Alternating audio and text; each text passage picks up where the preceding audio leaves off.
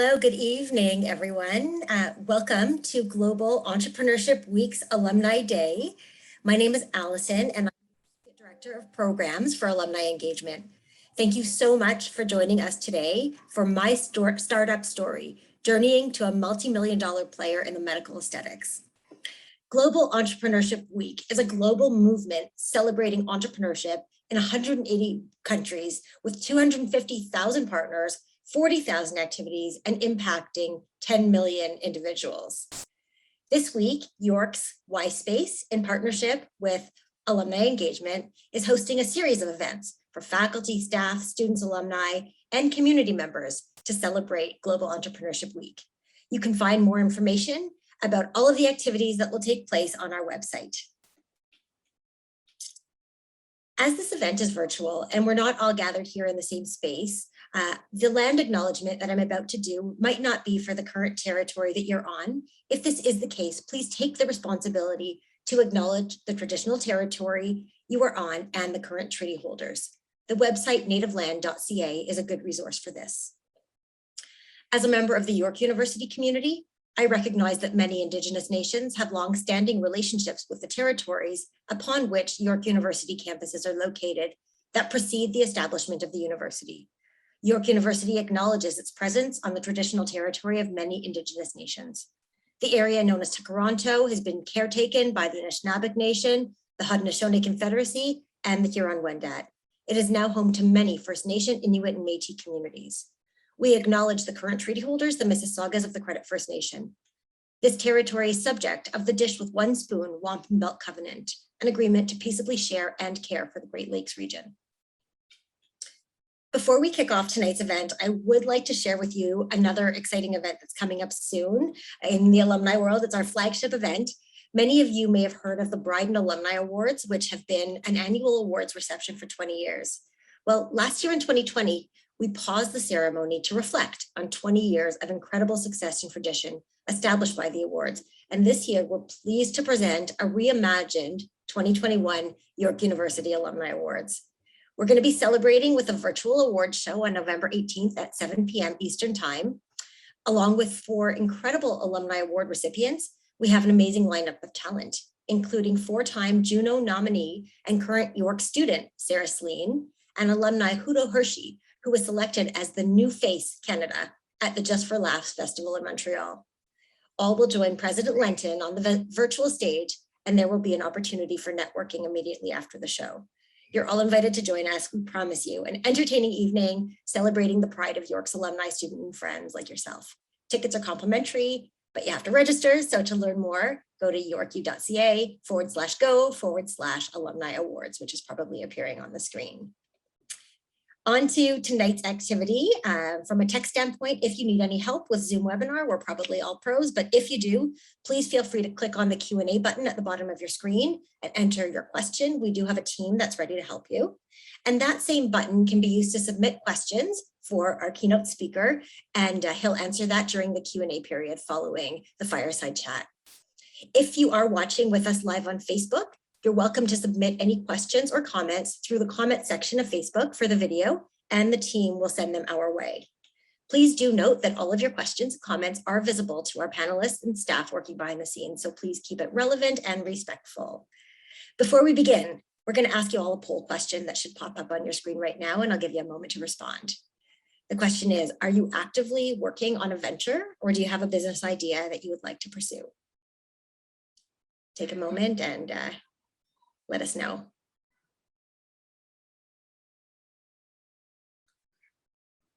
Okay, fantastic. We really appreciate you participating and giving us a better sense of who's out there.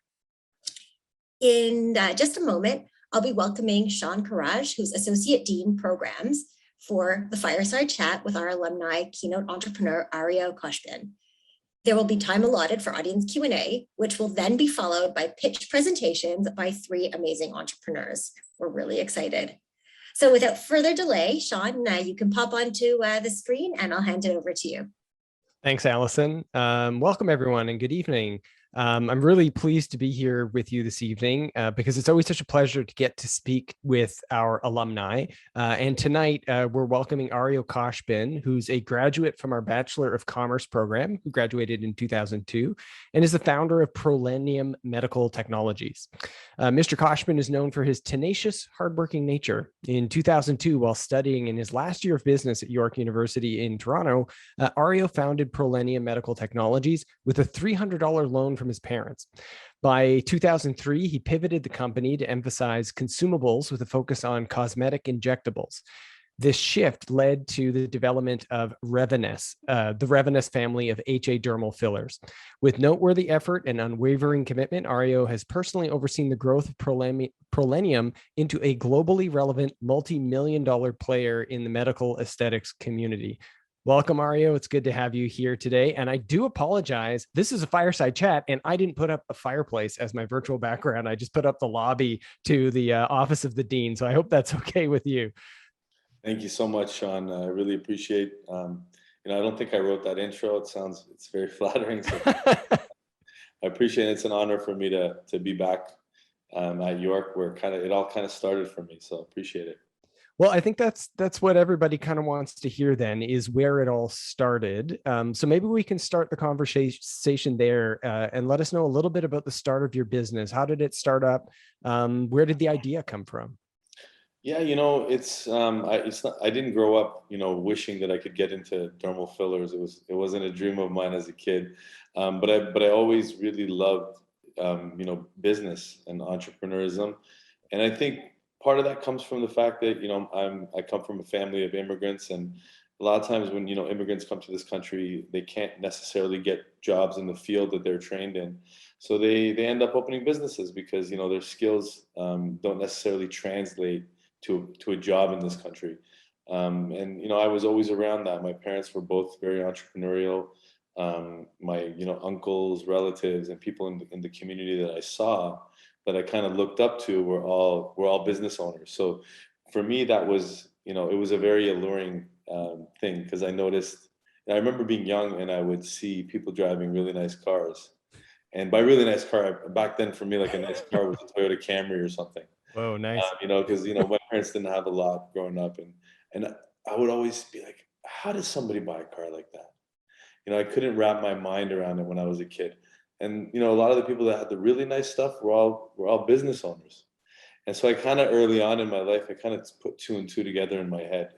This is kind of what I want to do when I grow up. I don't care what it is. I just like entrepreneurship. So that was kind of the beginnings. When I was younger, I'd always had these little business ideas that I would do as early as when I was 12 years old. And so I was always interested in it.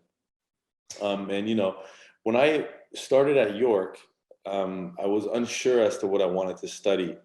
And a year in the first year, I kind of had more of a general course outline. I quickly realized that I wanted to be in something that was practical. Mm-hmm. And for me, studying commerce, administrative studies was very practical, because I could see, real life uses for it.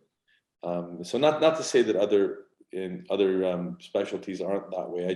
I could see easily how it could translate into my life.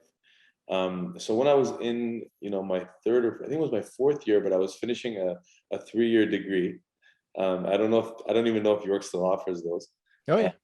Yo, you do? Okay, cool. Yeah, I was doing a 3-year degree, and I was gonna do an honors degree, but then I started my company, mm-hmm. and I decided to just graduate with that and keep going with it, because I really enjoyed it. So the way the story goes is, I actually was looking for a job at the time, and I was thinking, where could I get a job with my background and what I've been studying, and naturally I thought about banks. And so I was applying to different banks to get a job, and I think it was for a teller position at Royal Bank. And I went to the interview, and I was really pumped about it. I was really excited, hoping that I would get the job. And I just remember at the end of it, she kind of took all the wind out of my sails. The interviewer, she told me, I think you're great, but you're too ambitious for this job. If I give you this job, you're probably going to leave in 6 months and do something else. And so I kind of went home with, my tail tucked between my legs, and I told my parents. I was really disappointed. I'm like, look, I spent all this money going to university, all these parking tickets at work that, I don't think I ever paid them. So I was kind of surprised you guys invited me on. Yeah, we're going to bring that up at the end, by the way. I thought you were going to send me a bill. So yeah, I was really disappointed. And my mom who in my eyes is really my hero from entrepreneurship level, and in many other ways, not just that, but just a wonderful, kind of hardworking person. She had started a small nail salon a few years earlier, and she was just so enthusiastic, and it had grown into all these other services, and we were all very proud of her. And she's like, why don't you come and work at my place? And the first time she said it, I was kind of like, oh, this is kind of embarrassing that I went to university and now I'm working in a nail salon type thing. But the more she kind of mentioned it to me, I thought, well, I'm not doing anything else, so, and I need a part-time job, so why not help my parents, then go and work somewhere else. So I started working with her. And at that time, she, it was kind of medical aesthetics were just starting in Canada. She just bought a laser for hair removal, and it was busy, and it was something that was very, there was a lot of interest in it. And I kind of thought, this is interesting because there's nobody really, selling these things. There's very few companies that are selling these things, and the price points are insane. And so there's money to be made here. And so I'm like, you know what, Mom, I love you, but I want to go do my own thing. And so I kind of was living at home at the time, which I tell people, it's easy to be an entrepreneur when you don't have to worry about a mortgage payment and kids. So I was, home, and I didn't have anything else really going on, nothing really tying me down in life. So, I just literally sat at my desk in my room, and I cold called doctors all over the country, and I would ask them what they were looking for, what I could help them buy, what I could help them source. And I remember, in that first year, I had the phone hung up on me probably 10,000 times.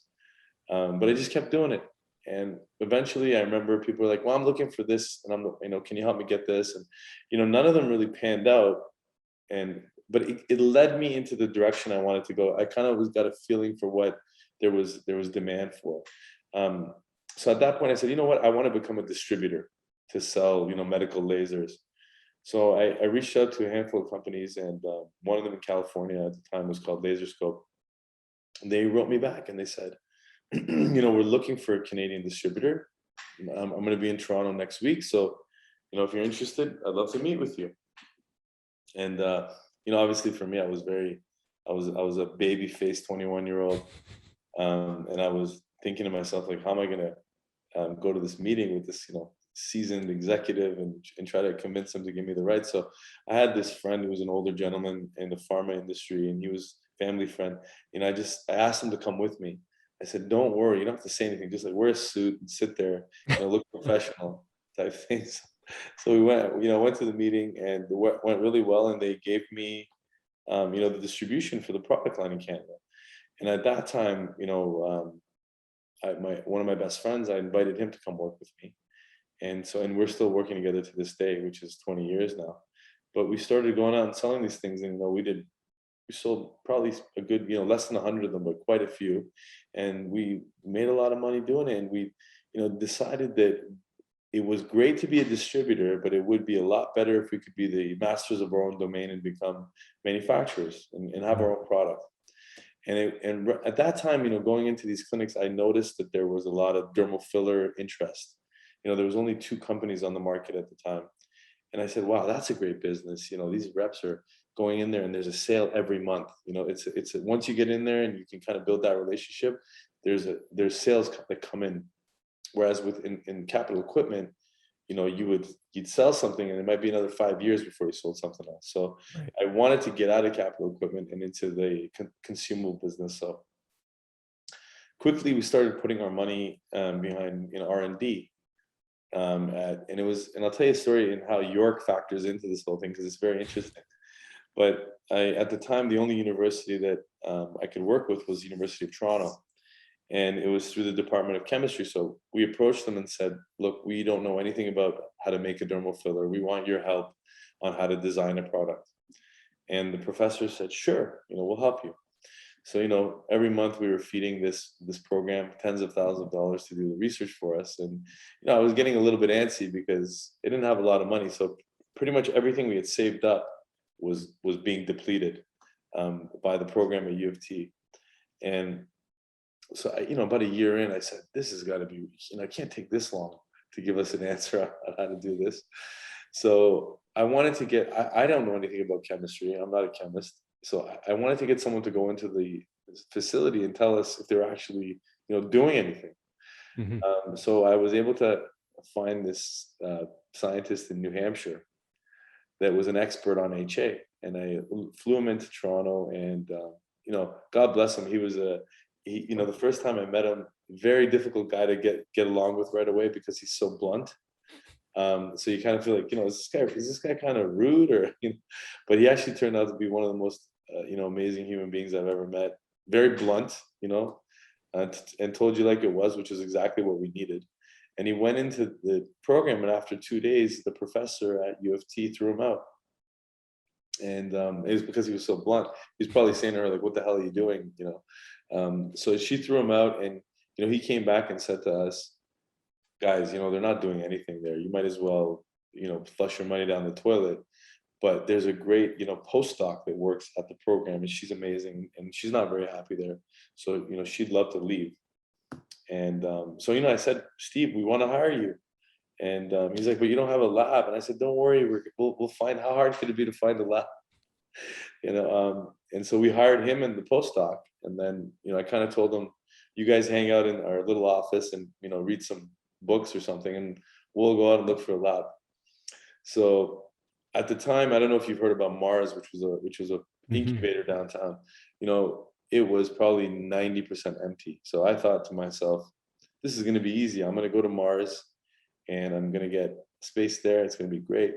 Except the problem was that we had pissed off the professor at U of T, and somehow she'd blocked our entry into Mars, even though it was empty, which kind of blew my mind, because, it's just such a waste of government money. It was sitting in this empty building, and they wouldn't lease out the space to, startups like us. So my plan was quickly kind of went sideways. And, I just sat in my room kind of calling around, looking at places. And, obviously on a very limited budget, we didn't know what we could afford. But, one day I called this Markham Synergy Center, which was a help center for businesses. And the gentleman there, I wish I remembered his name, but he told me, you know what, there's a lab at York University, and you should go there. You should go talk to those guys. And I said, fantastic. So we called them up. It was a company that was renting space in, I don't know how long you've been at York, but the old Tennis Canada building. You remember? Oh, yeah. Used to be by those big industrial kind of boilers or whatever they had. Yeah. And I don't even think, I think when I went to York, I never even saw that part of the campus. So anyways, we went out there, and it was the old Tennis Canada, those old dinky little courts they had. And obviously now there's this big stadium, but back then it was like 4 or 5 courts. And there was this, ugly brown building that, was there. And we went in, and it was this perfectly set up lab. It was about 2,500 square feet with 6 or 7 people working there. And, the gentleman gave us a tour, and the whole time I just kept thinking to myself, man, I hope this guy gives us a corner in this lab that we can work in. And, he pulls me aside at the end of the tour, and he says, we're going bankrupt. And if you're willing to take over the lease on this space and hire all the staff here, you can take all the equipment for pennies on the dollar. And there was probably a couple $1 million in equipment. So I didn't even know how to react to that. I was almost like, shaking. I was so happy. And I said, sure. And, I thought we didn't have the money, but I thought there's got to be a way to make it work. So we ended up taking over the lease, and we hired everybody that was there. And a lot of them are still with us to this day.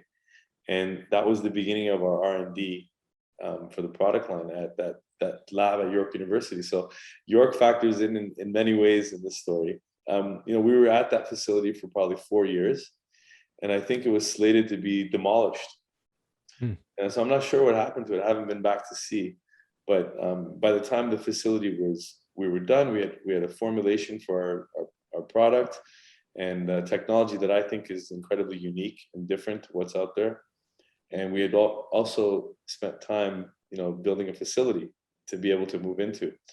And so we were very, very lucky, and it was a serendipitous thing that happened, and we were able to get that space and kind of change the trajectory of the whole business at that point. I always tell people that, I think if there's movement when you want to do something and you move forward, you're either going to find out if you can do it or you're not going to do it. But if you're just kind of standing still doing nothing, you'll never really know. And so for me, even at the risk of bankruptcy, I needed to give it a shot to see if we could do it. And luckily at that time there was a program with the government called SHRED. There was a tax credit, and that was really paying for all of our R&D, a majority of our R&D. If it wasn't for that program, I don't think we'd be here. But I remember we had a couple weeks left of payroll in the bank accounts in the third or fourth year when we were there, and our SHRED check was late, and so we were literally a couple weeks away from not being able to meet payroll. And I remember we got this SHRED check for like $400,000, and we took a picture with it because it literally it saved our business, and then from that point on, we moved into the facility and we began manufacturing, and it was fantastic because of the know-how that we had gained at the lab. We were able to translate it into a real product, and we saw our sales kind of climb every year after that, up until about 2015 when we got FDA approvals in the US, and that's kind of when the product line and the company really reached another stage in its development. So I've heard many sort of entrepreneurial stories from our alumni over the past year and a half. We've been speaking to a lot of alumni, so there's a lot in your story that's familiar, I think. So I'm trying to decide where to go next here. I'm a bit curious about the family connection a little bit. My own family's experience is somewhat similar. My father emigrated from East Africa to Canada, came from a family that ran its own business, and before that, his father ran his own business. So I am a little bit curious about that kind of mindset, because this is something we're talking about in the commerce program today as we're trying to develop an entrepreneurship and innovation management stream within commerce. In terms of what you learned from your family and from your experience, how would you describe an entrepreneurial mindset?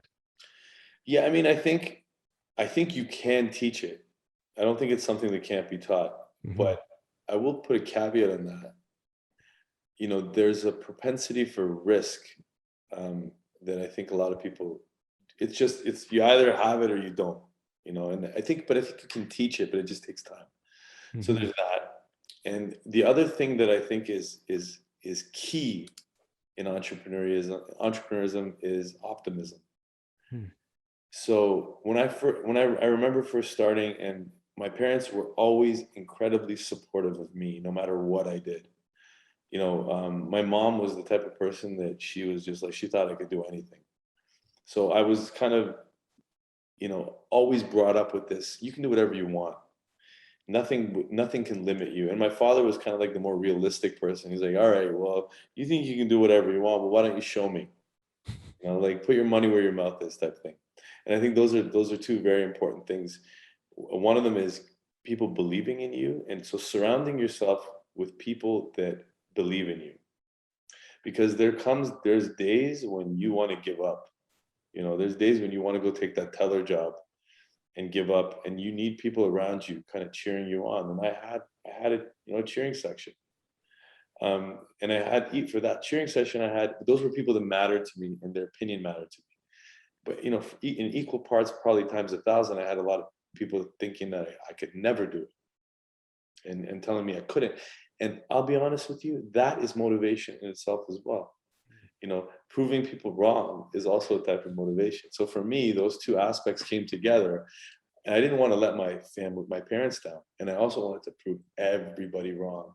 So that was a very powerful thing. And my mom and dad, when you come from a situation where, my parents escaped Iran in 1979, and they left everything behind.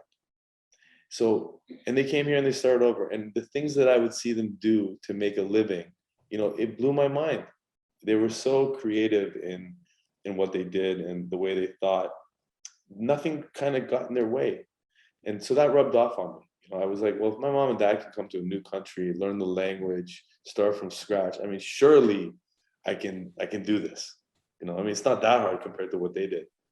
That terrifies me. Like the idea of just moving somewhere completely, new and starting from the beginning. Those are the people that deserve the real credit. I mean, if it wasn't for my parents, I would not, be even close to being able to accomplish any of this. So having that type of environment is incredibly important. So, any entrepreneur that tries to tell you that they did it on their own, I think that's nonsense. We all stand on people's shoulders. And when I look back on my life, I had such a huge amount of support to be able to get to where I am.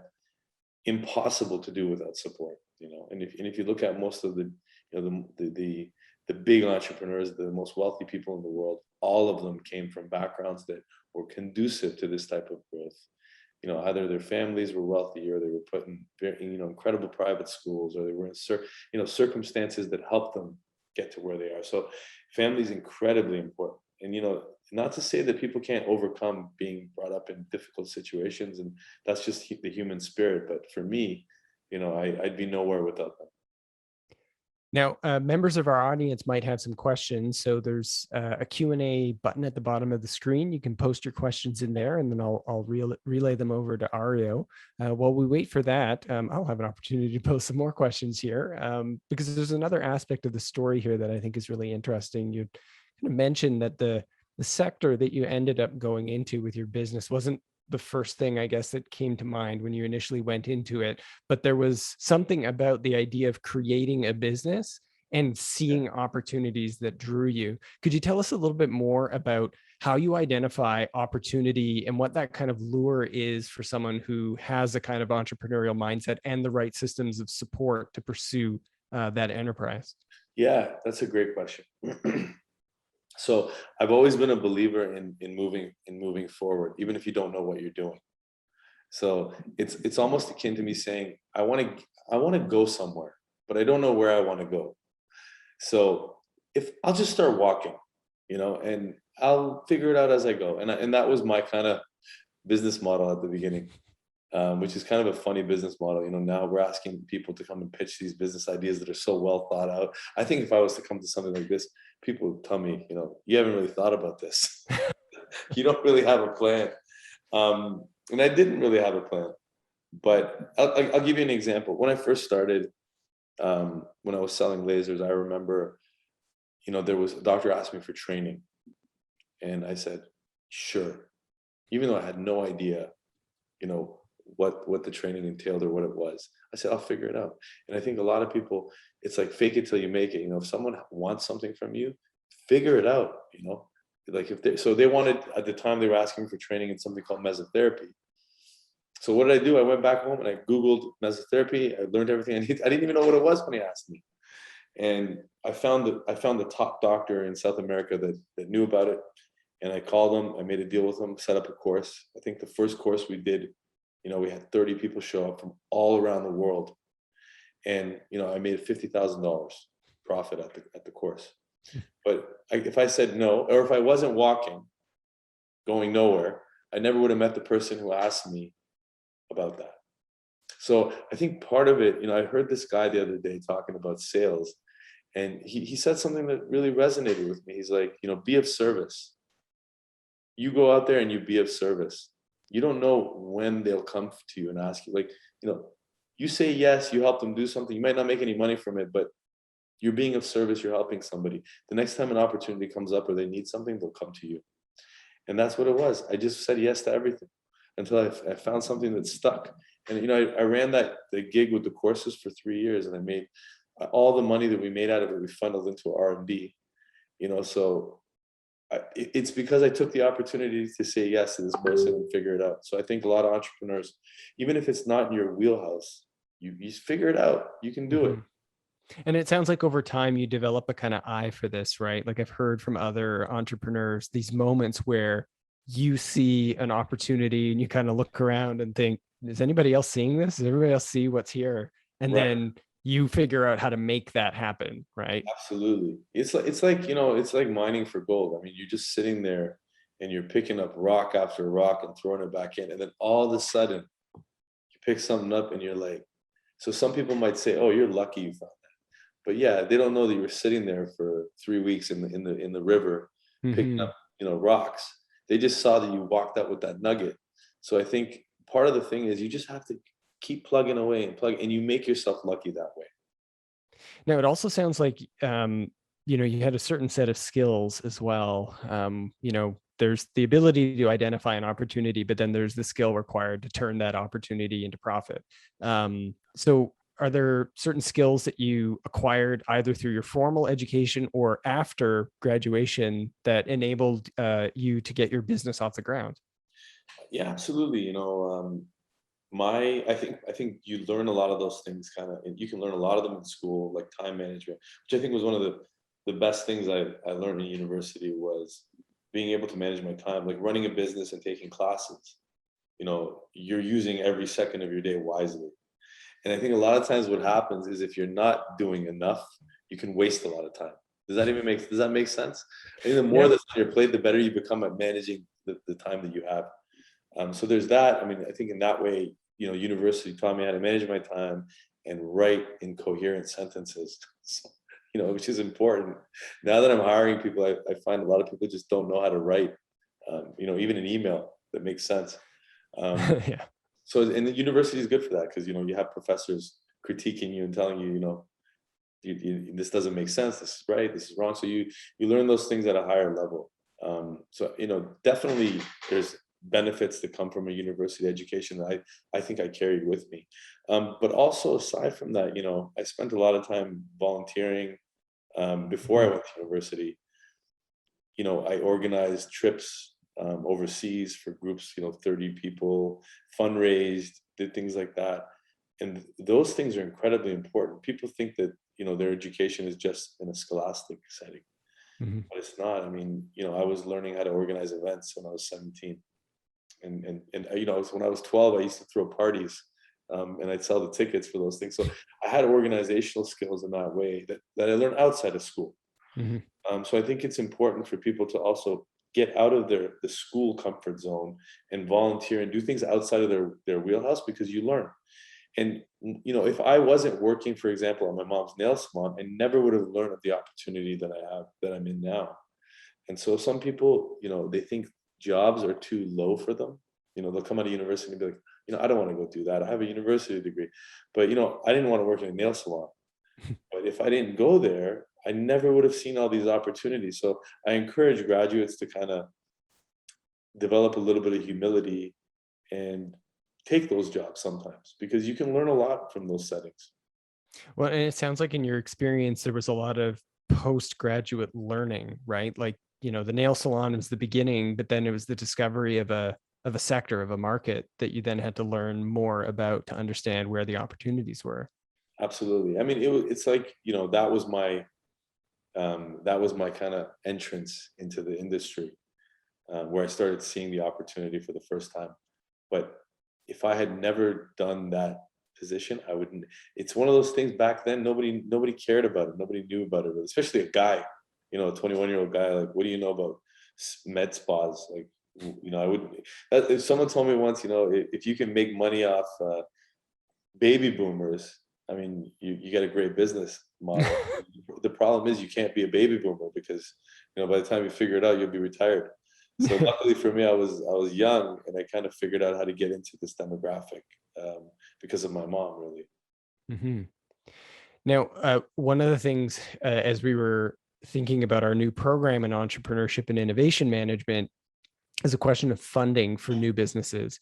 And some of the colleagues who are working in the program have been really clear that, we've got one vision of funding that is a kind of television Hollywood vision of funding. You've got angel investors who are going to drop a multi-million-dollar check on your desk and off you go. But we know that's not the reality for most businesses, if any at all. Could you tell us a bit about how you funded your business? What were the different sources of funding, challenges to finding funding, and startup funds for a new business? That's a great question. I think what you said, the Hollywood version, Yeah. it never happens. I mean, unless you're Mark Zuckerberg, or the guys from Google, and you have an idea that is literally earth shattering.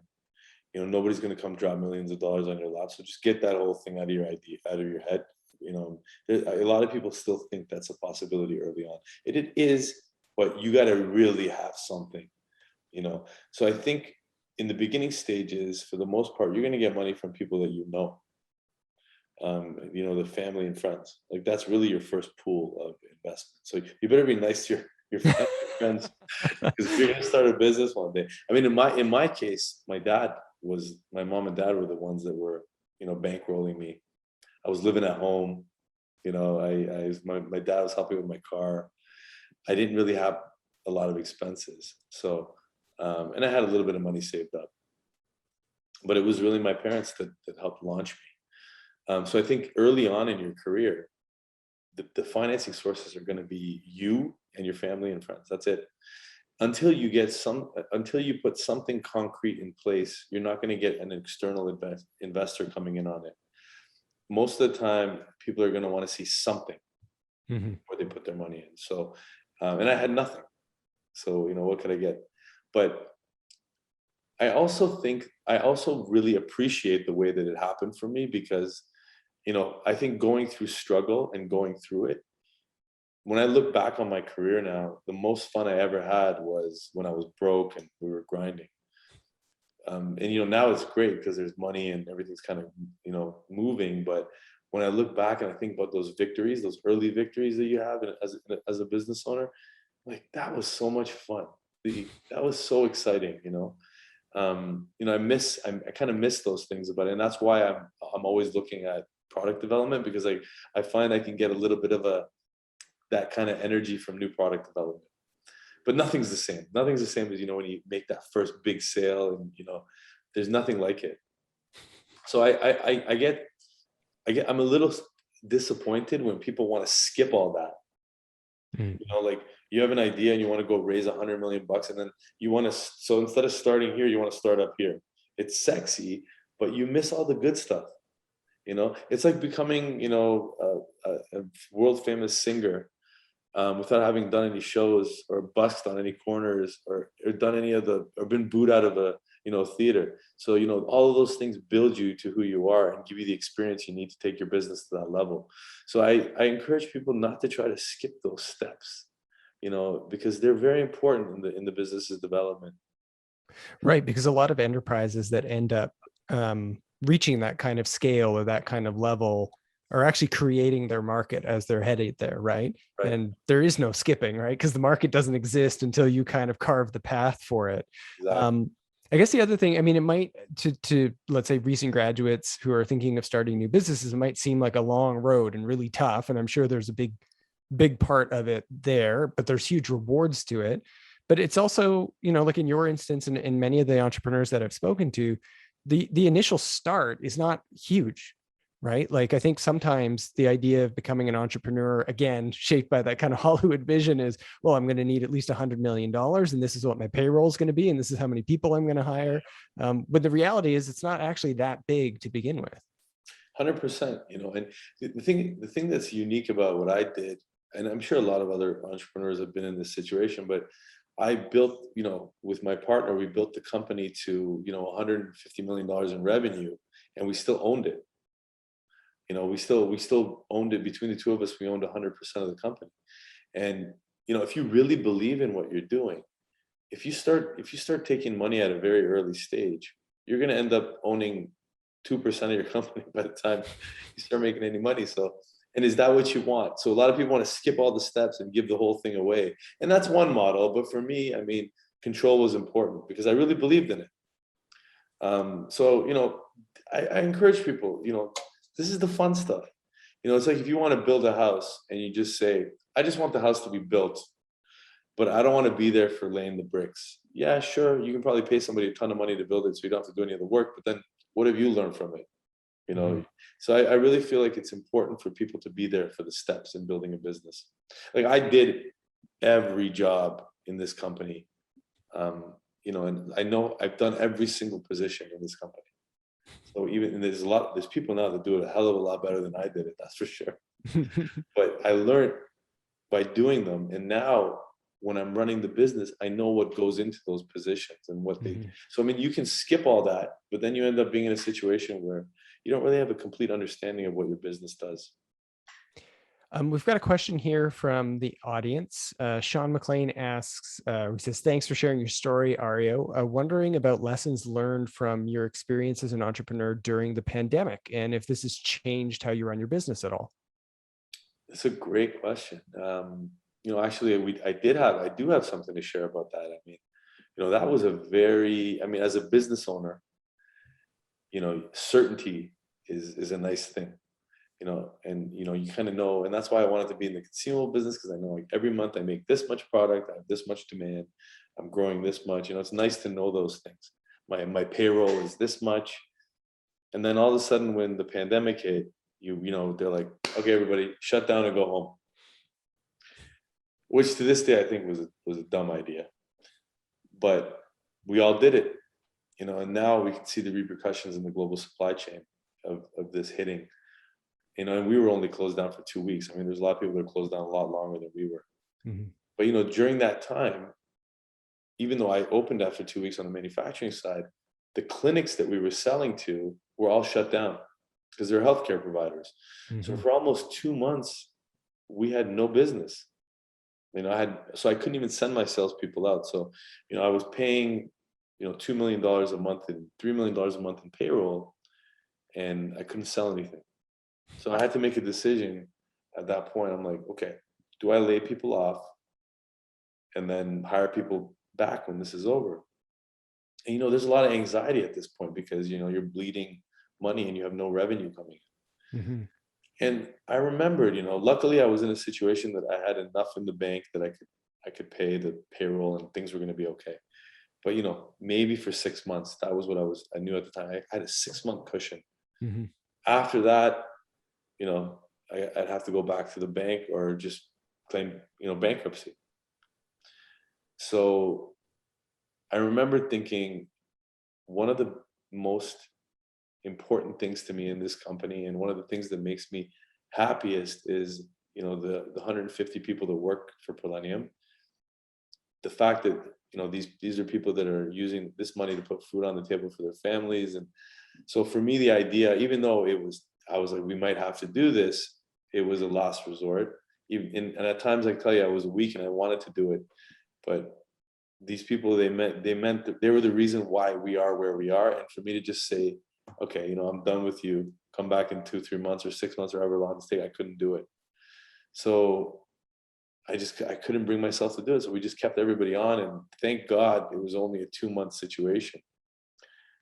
Because otherwise I don't know how we would have done it, but we made the decision to keep everybody on salary and just tell them to stay home pretty much. And it was probably the best thing I've ever done.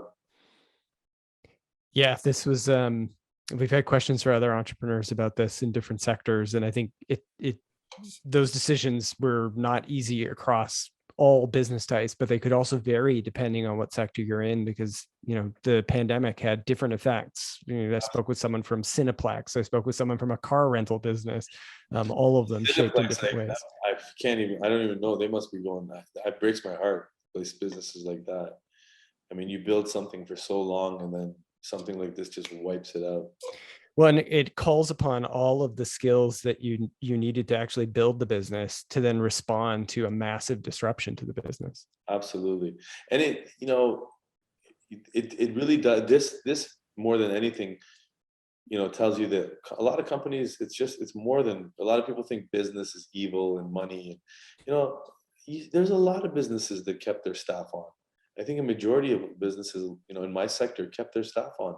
So if it was just about money, and profit, a lot of these people would have been laid off. And I think it showed the humanity in entrepreneurs and business owners. And I think generally, people in general, because we didn't want to do that to our staff. So for me, I was like, wow. Because I honestly, if somebody asked me 5 years ago, I'd be like, I would lay them off. But when you're actually in that situation, you can't do it. It's not easy. Well, the other thing that's common in these interviews that I've done is how fast they go.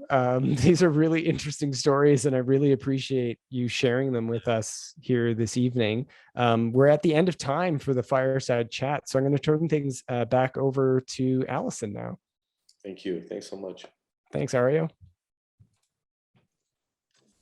Turn my light back on. Okay, awesome. Oh my gosh, that was so much fun, and I learned so much. So Sean, thank you for hosting, and Ario, thank you for sharing your story, and we're excited. Yeah. Thanks for organizing. It was an honor to be here. Pleasure to meet you guys. So thank you. Awesome. Okay, so with us, we have 3 startups who are going to pitch their concept. So I'm going to ask our 3 presenters or 3 pitchers to turn your cameras on and give us all a quick wave before we get started. Okay, Christine, I see you. Do you want to say hello? Hi, everyone. Okay. Yes. And I see Trisha. Hi. And Kavita. Good evening, everyone. Hello. Awesome. Okay, so we are starting with our first panelist, which is Christine. So Trisha and Kavita, you can turn off for a little while, and I'll come back in a few minutes when I call on you. And Christine, you're founder and CEO of Epic Generation Inc. So over to you to go ahead.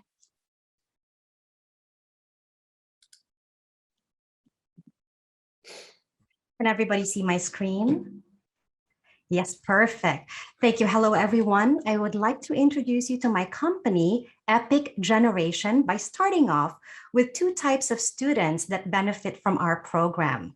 We have kids who are talented and sociable and are looking for a platform to express their creativity. And on the other hand, you have those that are artistic but shy and need a boost of confidence. They not only represent the types of students at Epic Generation, but many other kids out there that could benefit from what we offer. You see, Epic Generation is more than a TV show for kids. It is a leadership and media production training that boosts confidence, creativity, and critical thinking by providing kids with immersive and experiential learning activities and a platform to showcase their stories, thus making us a game changer in kids training and TV programming. Now, before I tell you how we do it, let me highlight the top concerns that families bring to us: self-confidence, public speaking, media influence. Parents want their kids to succeed in life and interact well with others and use media responsibly. And so we integrate life coaching, communication, and media literacy in our program and shows to help kids develop a growth mindset, effective communication skills, and become smart media consumers and responsible content creators. We do this by offering interactive classes and workshops and producing shows that are co-created with the kids themselves, all of which reflect the values we go by, which are empowering, positive, inspirational, and creative. In short, epic. Despite the competitions we have in the market, such as after-school programs, networks, and social media influencers, we are proud of the traction we have created in just 2 years. We've produced multiple shows that aired on an ethnic cable channel and on our YouTube channel. We've featured many inspirational guests and field experts and have coached over 100 kids, which only got stronger during the pandemic. We've received recognition and grant, been involved in national campaigns, and our students have even won an international AI pitch competition, which is a testament to our effective coaching. Financially, we've had a steady growth since 2019 and have moved from a net loss of 72% in the first year to a net profit of 29% as of September this year. With new projects to launch next year, we're projecting a conservative net profit margin of 30% per year for the next 2 years. And so what's next? We are currently developing a global TV show and also other classes for our B2B and B2C market. And our goal, I would say 4 S's: more staff, students, subscribers, and sponsors. And that's it for me. Thank you for your time. And please, I would really appreciate any feedback you have, Ario. Well, listen, thank you. Thank you so much. I think it's interesting. I was thinking the whole time, because I have 3 kids, and I don't think there's been a lot of, programming for them to make them media savvy and literate. So it's a very interesting concept. I just had a couple of questions. So your background, were you in this type of production, video production, or how did you? No, my background has been in human resources for many years, and then life-changing events happened, and I realized that as part of my spiritual journey, that my mission is to really empower kids through media, and I got pulled into it somehow, and resources just started happening, and the opportunity and the pandemic actually helped me more. It's excellent. I think it's a great idea, and now your business, you have the human resources to put these productions on, or you outsource that, or how does it work? I have a partner, which is a media broadcasting company. So a lot of our shows up to this point have been produced by them. So that has been a big help. But then as we expand more, I'm looking at more independent production as well. And that's where I'm starting to look at how I can fund my own production. Interesting. That's excellent. And where you mentioned they've been broadcast on different television stations. Which ones are those? It's on Filipino TV. It's on an ethnic channels group, and then our YouTube channel. Oh, excellent. And so have you monetized this at all? Are you making money doing this? I monetized it through sponsorships or advertising, and with the enrollments by the children. Obviously, the cost of the actual production is not really, it's huge, as you know, when it comes to TV production. So at this point, I'm just really fortunate that I have the support of a broadcasting company. It's excellent. Yeah, it sounds like, it really sounds like you're well on your way. Like you've thought this out, and things are moving forward. And that's a huge first step. So you have my congratulations on that, because I think a lot of people, they want to start out in a business and they just don't know how to take that leap. And it seems like you've already done that. So congratulations. It's great. Thank you so much. Pleasure. And as far as it looks like from a funding perspective, you have a partner that's funding you. So what are you looking for to take you to the next level? I do need funding for my independent production that will be happening next year. And so I started with a Starter Plus company through the city of Vaughan. It's a very small amount, but at least it's a start for me to at least have that traction that I can now apply for funding, and hopefully in the future I can tap into bigger pool. Yeah, you absolutely have to start somewhere. That's commendable. I think you've done a great job, but you should be very proud.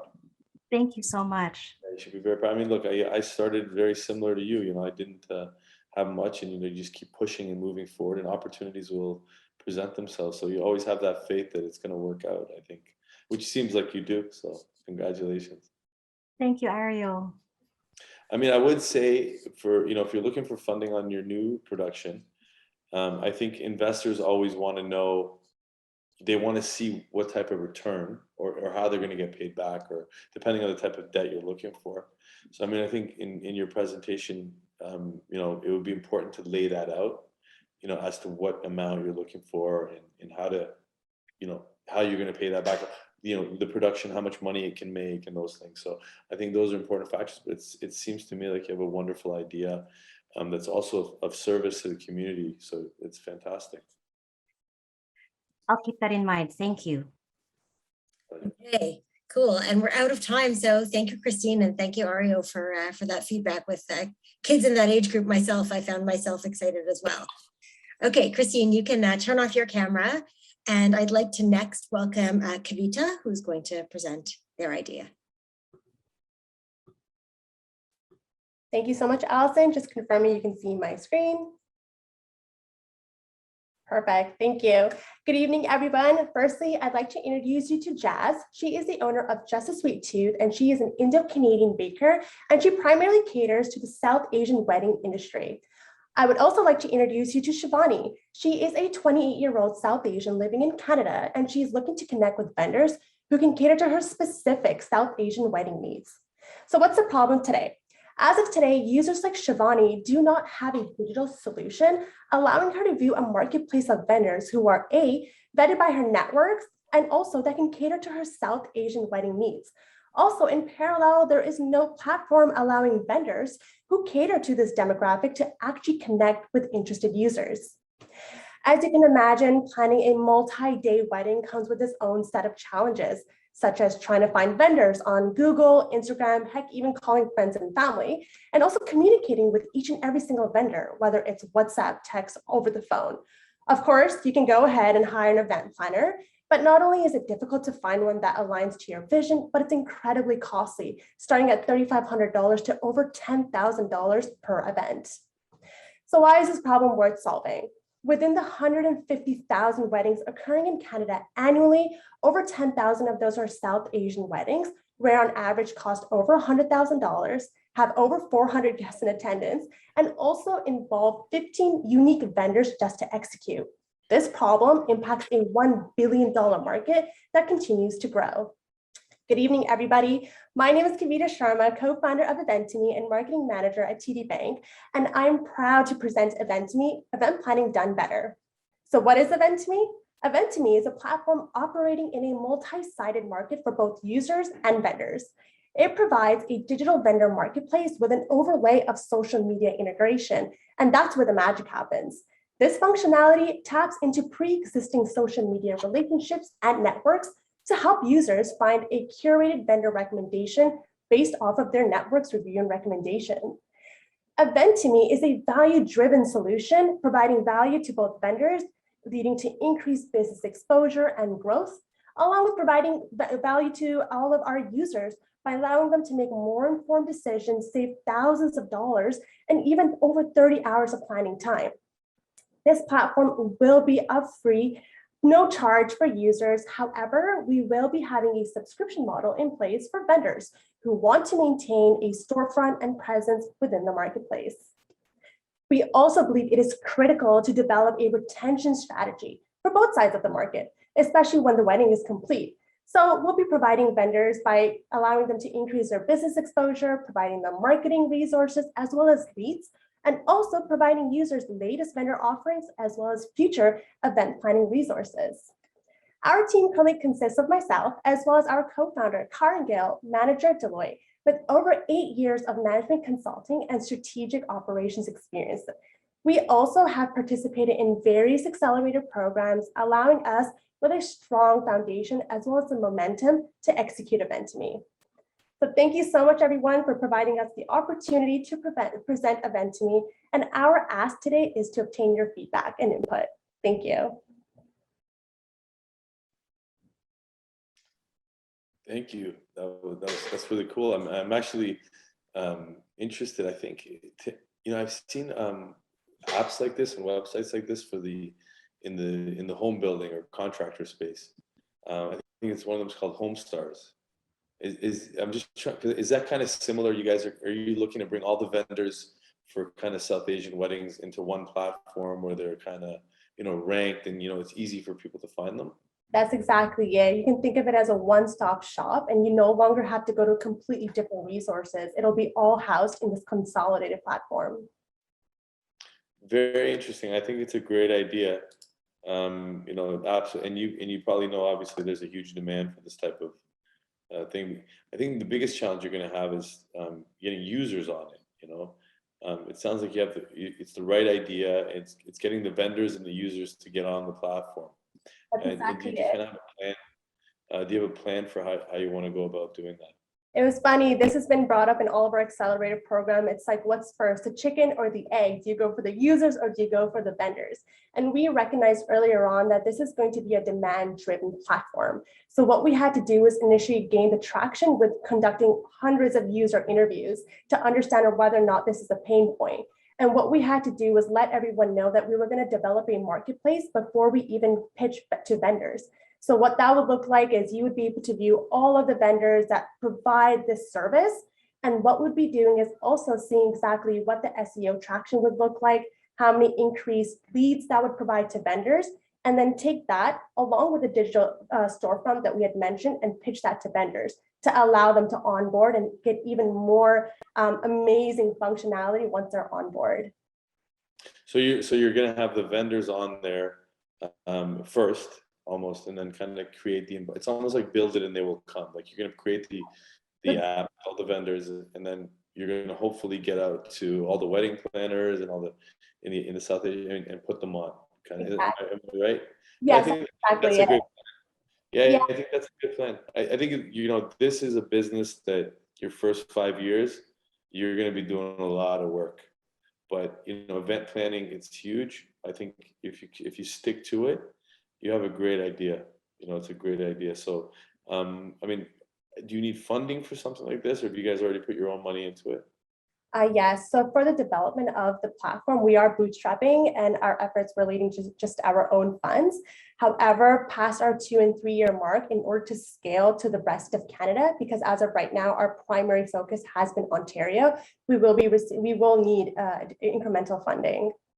Okay, and you have a kind of use of funds document of how much money you need and how much you're gonna spend. Have you put that together?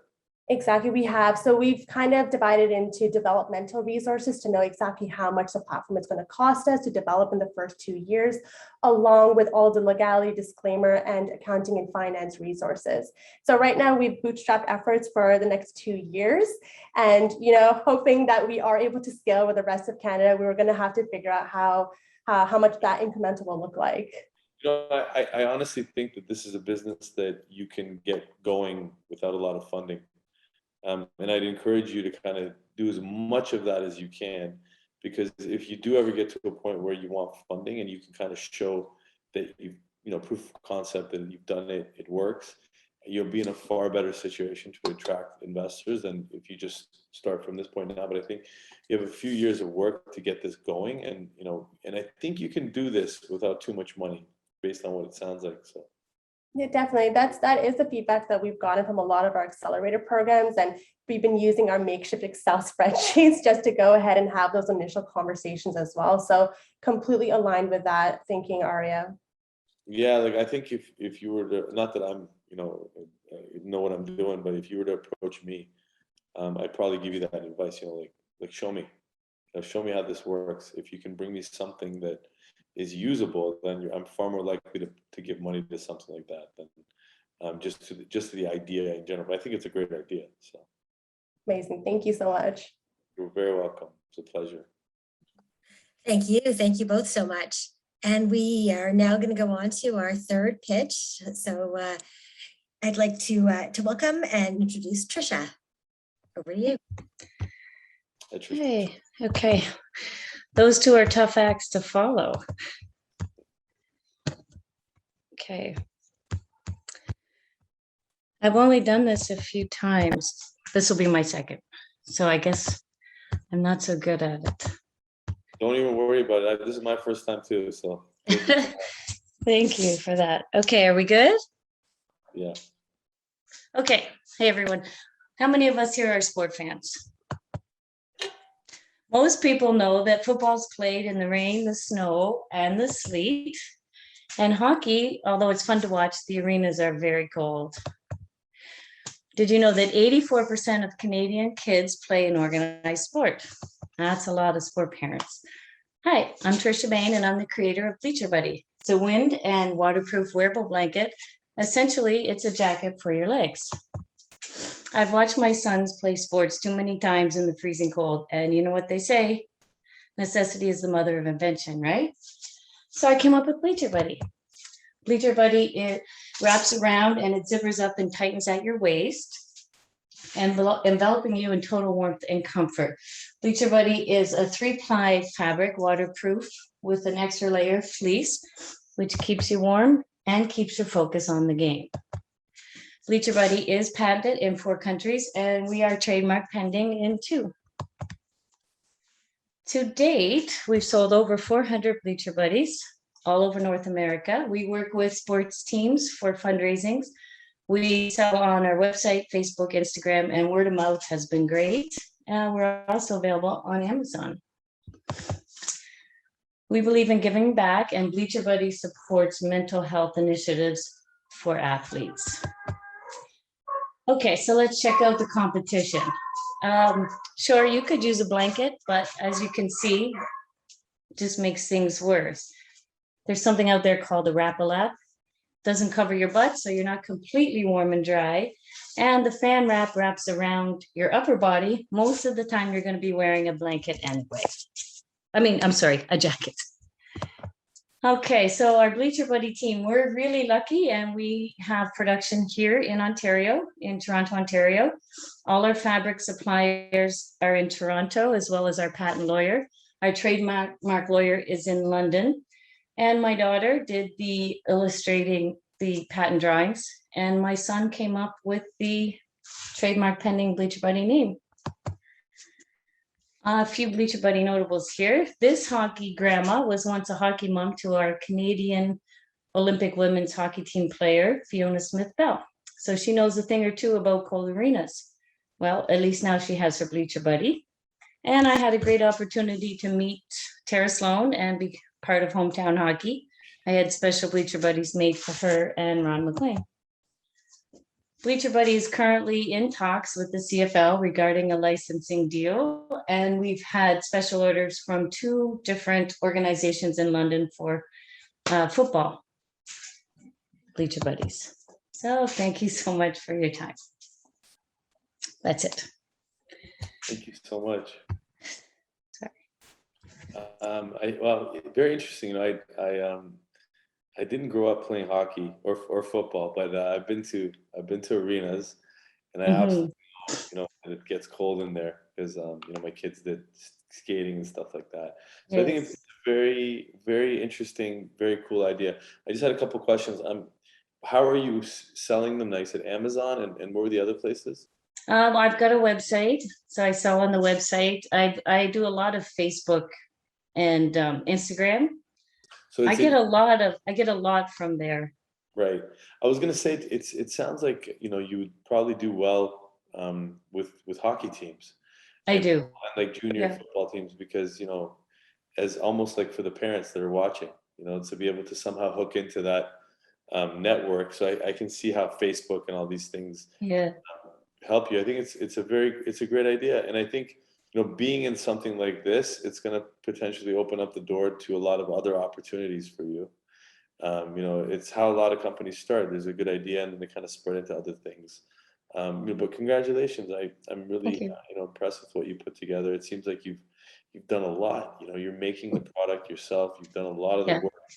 And I commend you for that, because those are the hardest steps to take. Everybody's got good ideas, but to actually put them into action the way you have, I think you should give yourself a pat on the shoulder. So you've done a great job. Yeah. It's been tough, but it's been fun.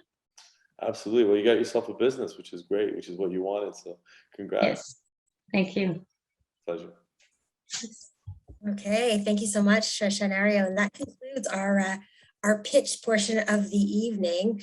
And it was designed to be a pitch competition. So at this point, I'm going to ask Ario to do some thinking and I don't know. They were all really good. You know what? I'll tell you what. I'll give you. I put 3 categories for these guys. I think the fact that what was the name of the last product that we just had? The blanket. It's called a Bleacher Buddy. Bleacher Buddy. So I think in terms, you should get an award for the fact that you've really taken this idea and turned it into a real business. So I applaud you for that. That's a very difficult thing to do. I think that's fantastic. Thank you. Congratulations on that. I think in terms of great idea.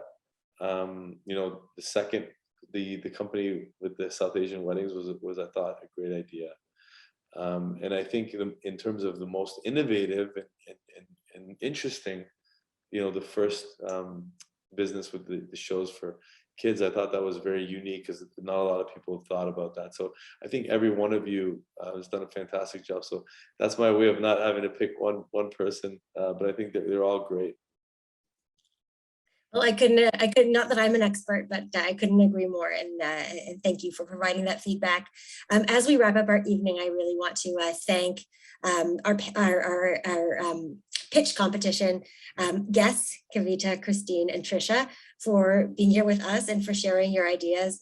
They're certainly exciting. And I know that I personally was excited about each of them in a way that relates to me. So it's a wonderful job.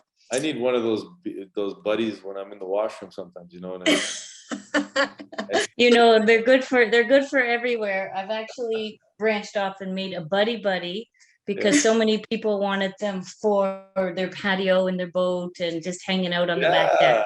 That's a great idea for sure. Yeah, so I do have those available.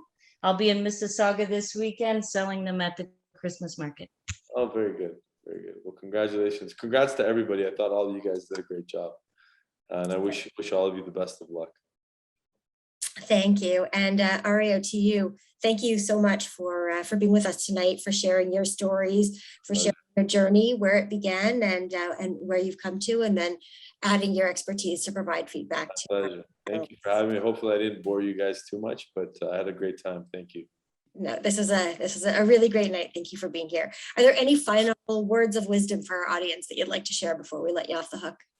No, just it's very inspiring to be here tonight. I mean, if there's I think I mentioned this to you before, but if there's anybody that I inspire to kind of, keep going with their business or do more or start a business, then I feel like that's all I wanted to do. So thank you for having me. Appreciate it.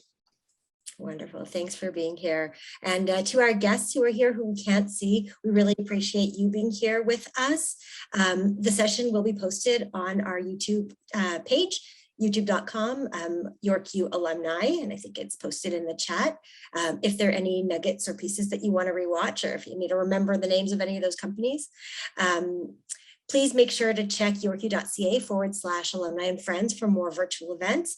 And I hope for those of you who are participating in the entire week of our Global Entrepreneurship Week at York University, I hope you enjoy and learn a lot from all of our wonderful storytellers and participants and entrepreneurs. And we wish you all of the best in your endeavors. Thanks so much and have a great night. Thank you. Have a wonderful evening. You too.